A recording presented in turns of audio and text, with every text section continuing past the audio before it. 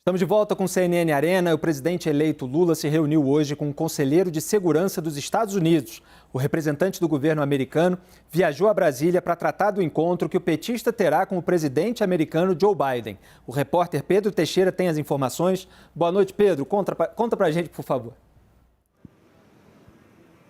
Tudo bem, Felipe? Boa noite para você, para todos que nos acompanham aqui no CNN Arena. O presidente eleito Luiz Inácio Lula da Silva se encontrou com Jake Sullivan, que é conselheiro de Segurança Nacional dos Estados Unidos. A reunião aconteceu na manhã desta segunda-feira, aqui no hotel onde o Lula está hospedado em Brasília. E além da participação dos dois, também estiveram no encontro o ex-chanceler Celso Amorim, o ex-prefeito de São Paulo, Fernando Haddad, e o senador Jacques Wagner. Depois do encontro, o ex-chanceler Celso Amorim deu uma entrevista coletiva para os jornalistas que estavam aqui na saída do hotel e fez um breve resumo do que foi tratado nesta reunião. Além de receber um convite para ir aos Estados Unidos ainda antes da posse e se encontrar com o presidente americano Joe Biden, o presidente eleito Lula também conversou sobre outros temas que são de interesse ali dos dois países. Segundo o Celso Amorim, eles trataram, por exemplo,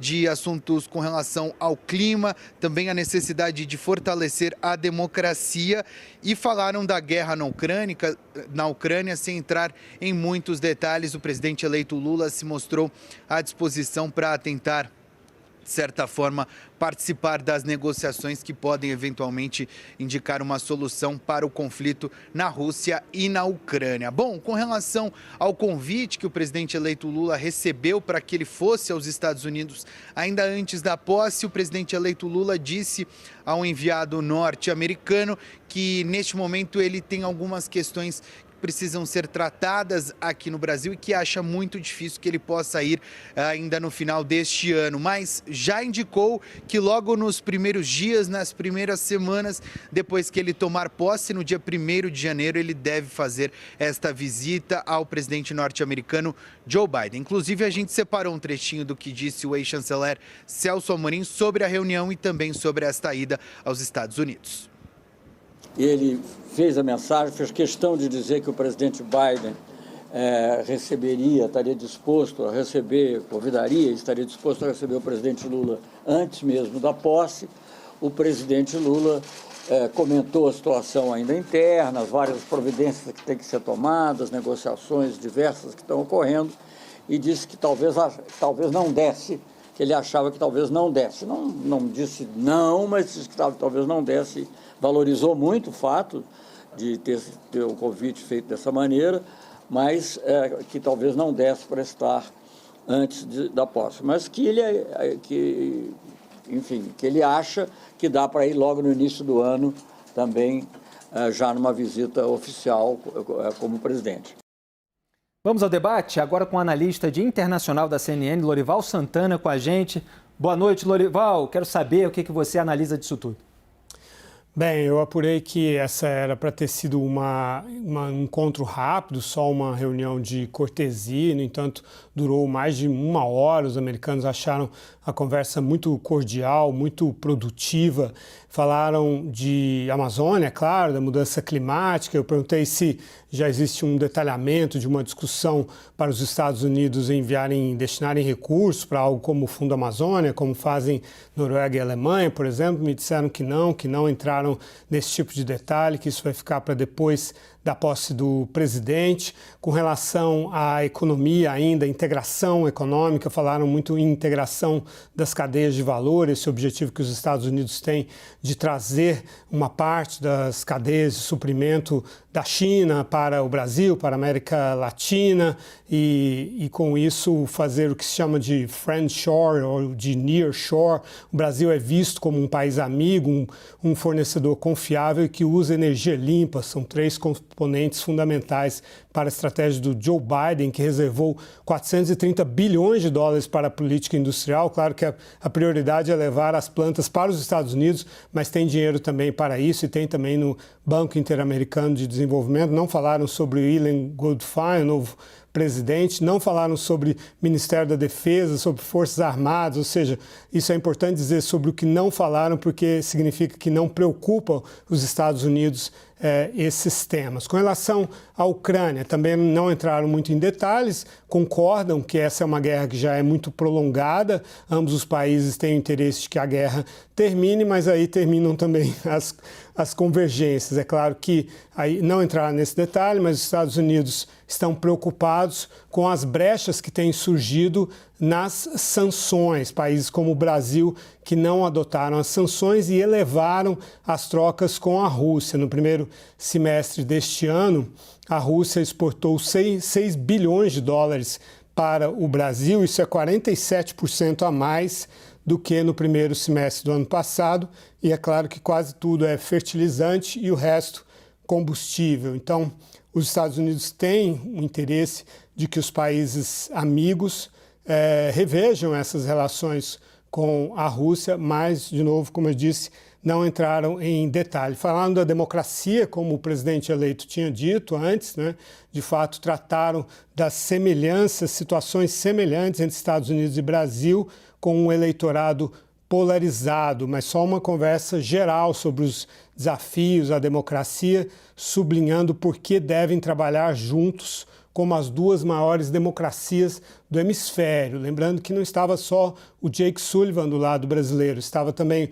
o Juan González, que é o que cuida de hemisfério ocidental, ou seja, de Américas, na Casa Branca e no Conselho de Segurança Nacional dos Estados Unidos, e também o Ricardo Zúñiga, esse era o único que conhece bem o Brasil. Ele foi cônsul dos Estados Unidos aqui em São Paulo. Eu conheço bem os dois, o Ricardo Zúñiga e o Juan González, mas o González não tem muita intimidade com o Brasil e muito menos o Jake Sullivan. Mas o Jake Sullivan é uma figura central na coordenação das discussões de todos os setores que têm a ver com política externa na Casa Branca. Então, realmente uma visita de peso. São figuras que nos últimos 2 anos ignoraram o Brasil, vieram para a Colômbia, para a Argentina, para o Chile, para a Costa Rica e não vinham ao Brasil uma amostra de uma relação ruim entre, naquele momento, o Brasil e Estados Unidos. Felipe. Legal, Lorival. Raquel Landim quer botar uma pimenta nessa conversa, é isso, Raquel? Não, porque eu acho engraçado. O ex-ministro Celso Amorim, ele vem a público, dá uma coletiva de imprensa e realmente ele é um dos principais assessores do presidente Lula, está ali participando ativamente, mas ele não estava na costura dessa reunião. Essa foi uma reunião acertada pelo Jacques Wagner, que é o principal interlocutor dos americanos.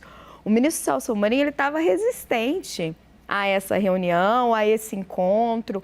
Ele chegou a dizer isso ao presidente eleito Lula, que achava melhor que não acontecesse nesse momento, tanto que a viagem não vem agora, fica para 2023, o encontro entre o Lula e o Biden, dentro de um conceito que existe hoje dentro do grupo ali de transição, a despeito da melhora dessas relações de Brasil e Estados Unidos, que a gente vai assistir, porque, enfim, Biden e Bolsonaro era algo complicadíssimo, tem uma divisão ali dentro do petismo. Você tem uma ala mais ligada ao Celso Amorim, que fica muito focada ainda na questão de Argentina, América Latina, toda essa questão África, etc., que foi muito marcante ali no primeiro mandato do Lula em 2003, e o anti-americanismo.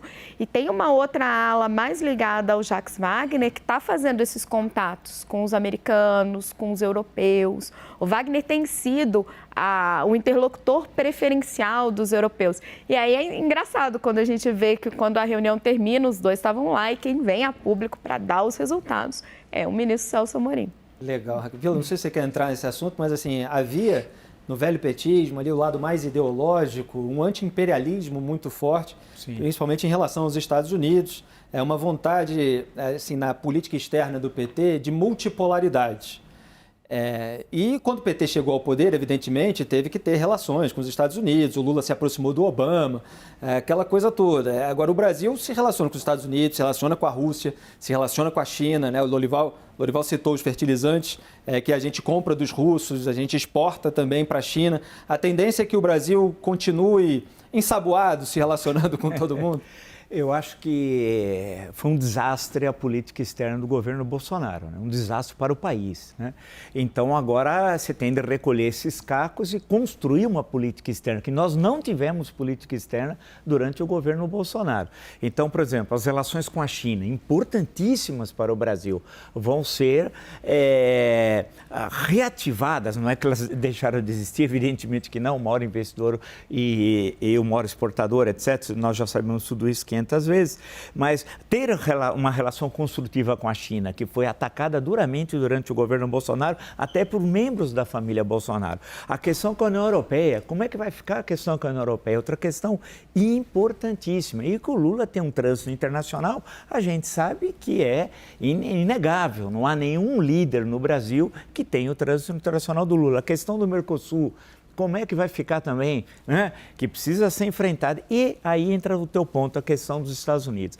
Havia a velha discussão do imperialismo, era o mapa do Brasil e vinha uma águia, que era o símbolo dos Estados Unidos, e carregava o mapa do Brasil, tal, explorava. Isso teve durante décadas, eu vi na minha juventude, isso daí, 300 mil vezes e tal. Agora, a questão que se coloca é qual vai ser a relação. Os Estados Unidos não têm mais a importância que tinha no passado. Quem imaginaria, há 20 anos atrás, que a China seria a maior parceira do Brasil? Ninguém. Né? Então, os Estados Unidos não têm a importância. Eu falei em Carvalho Pinto, quando ele foi ministro da Fazenda do Jango durante 6 meses, ele precisou ir lá para o Kennedy, que era o presidente norte-americano, e lá para pedir dinheiro básico para pagar as importações brasileiras. Quer dizer, os Estados Unidos tinham uma importância na América Latina que não tem mais hoje. E também para os Estados Unidos, a América Latina não tem mais a importância que tinha no passado. Então, a grande questão é que tem esse anti-americanismo. O ministro Celso Amorim, eu li o último livro dele que saiu agora, em que ele faz um balanço dele como ministro das Relações Exteriores do governo Lula, um longo diário, inclusive, e vai voltar essas relações Sul-Sul, né? Ele já disse, inclusive, numa entrevista, a questão com a África, né? Que esse governo atual, que está terminando, cortou. Então, vai haver uma profunda renovação da política do Itamaraty, e aí, por fim, desculpe a extensão, com uma demonstração que o governo Bolsonaro não tem relação alguma com a ditadura militar, inclusive até na política externa. Porque é bom lembrar que a política externa do Geisel, especialmente quando Azeredo da Silveira era o chanceler e o Saraiva Guerreiro depois do Figueiredo, nós estamos falando de 11 anos, portanto, de governo, era uma política externa, usando uma expressão de 61, independente, né? Quer dizer, distante dos Estados Unidos. Mas esse anti-americanismo, eu creio que isso não pega mais, não.